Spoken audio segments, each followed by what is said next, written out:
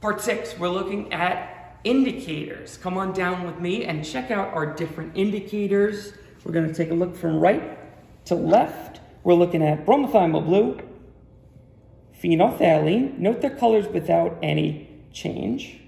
Methyl red, bromocresol purple, methyl orange, thymolphthalein, try spelling that, methyl violet.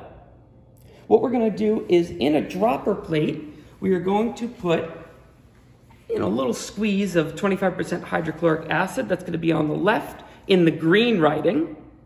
On the right, sodium hydroxide 25%. It's in the purple writing. Again, acid on your left, base on your right, and we're going to fill in your chart. So grab your data sheet and I'll tell you how to use it. We'll do the first one. Hydrochloric acid, we'll put a small amount into the dropper plate on the left. Sodium hydroxide, we'll put on the left. Notice the top left corner is going to be bromothymol blue. Notice bromothymol blue is a very dark blue color right now. I'm going to add 2 drops. There's your acid. It's got a yellowish, orangish color. Bromothymol blue with the base. Oh, that's nice. Look at that. That's a nice blue. Let's record our data. If you look here, we're going to have your data sheet. It's going to show you the different indicators. We are going in order with the indicators so that there is no messing this up. We're going to use this chart on the right in order to figure out what our pH range will be. So let's take a look. I want you to take a look at the indicator chart first. We're first dealing with bromothymol blue. So head to whichever indicator you have, and then you can check the pH range and so on. Bromothymol blue will have a color change of yellow to blue. And the pH range will be less than or equal to 6.0, greater than or equal to 7.6. Notice in green, I wrote the yellow color is with the green on the right, the less than or equal to 6.0. The blue in purple, greater than or equal to 7.6. So when you're reading this chart, you need to, let's say you're looking at thymolphthalein. If you look at the color change, the one on the left corresponds to the pH on the left. And the color on the right corresponds to the pH on the right. So let's write in our data for bromothymol blue. On the chart, we have bromothymol blue is from yellow to blue. Remember, in acid, it was a yellowish, orangish color. I'll write in yellow. And in the second column, although it doesn't say it, let's throw in the pH. So if it's yellow, go to your chart. Left is yellow, right? The color is on the left. Therefore, we use the pH on the left, less than or equal to 6.0. Let's write it in our chart. Less than, equal to 6.0. Sorry, I'm a lefty. Notice indicators give you a range of pH values. It doesn't tell you the exact pH. Then we're going to check out our base. Remember, the base turned a really nice bluish purplish color. Sometimes it's either way. You may remember that from the neutralization part of this lab. If it's blue, it's on the right. So we take the pH on the right, greater than or equal to 7.6. Let's write that in. The color after the indicator, blue. The pH from our chart, greater than or equal to 7.6. Again, we are only given a range.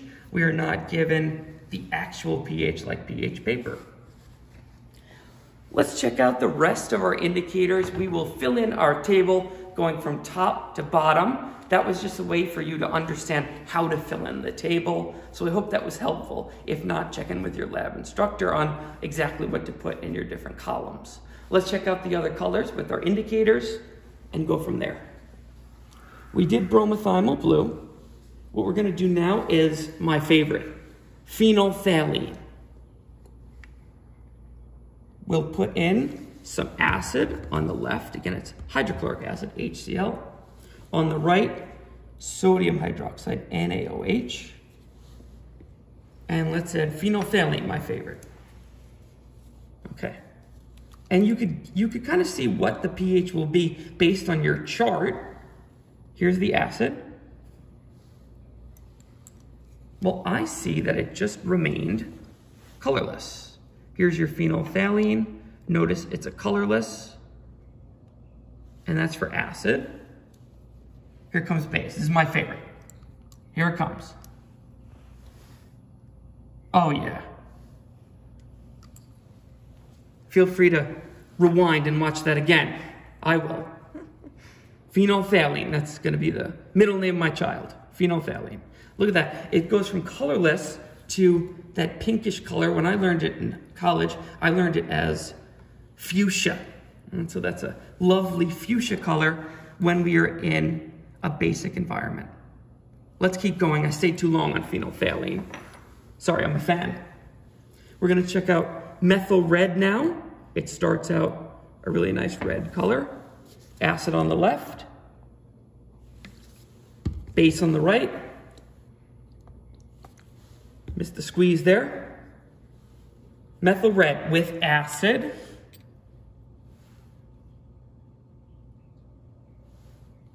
Let's stay a pinkish red color. Methyl red, so we'll consider that red. Methyl red with base. Looks yellow to me. In acid, methyl red is red. And with base, methyl red is yellow. Next one.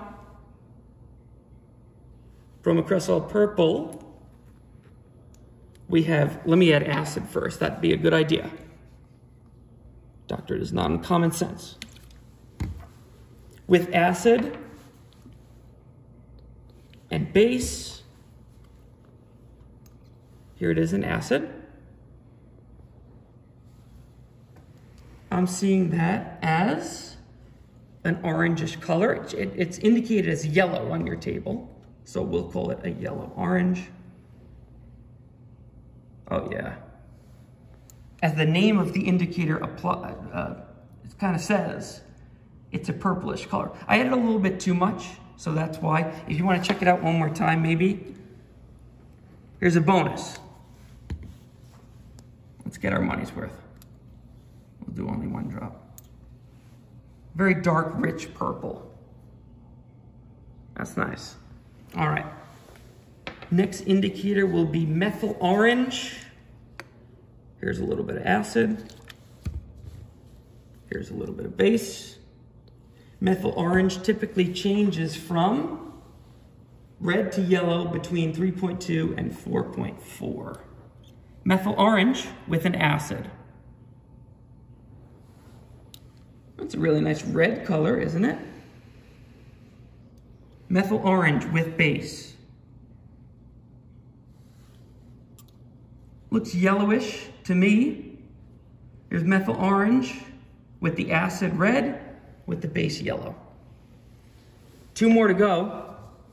The next one is thymolphthalein. Similar to phenolphthalein. If you want to rewind the video again, go ahead. Thymolphthalein, colorless at first. You can see I have an indicator on my hand. Always wear gloves. Thymolphthalein typically changes from colorless to blue. In the acid, we are looking at colorless. You can notice the same color. Thymolphthalein with acid. How about thymolphthalein with base? Oh yeah. That's a nice blue. So from colorless in acid to blue in base. We have one more. Methyl violet, looking at the difference between an acid, remember the acid is on your left, and a base that's on your right. Methyl violet typically changes from green to violet between 0 and greater than or equal to 1.6. That looks green to me. I know it's kind of hard to see. I added an extra drop. Let's try doing one more just to try to see if we can get that nice green color. Do you see it forming there? That's better. A little bit of a big squeeze there. So that's your acid, green. How about your base? That's a really nice violet purple color. Okay, make sure you check in with your data table. You have acid and base with your different indicators. Definitely fill out that table. And then you have to answer the question at the end. It says, what are indicators? What are indicators? I'll see you in the next video.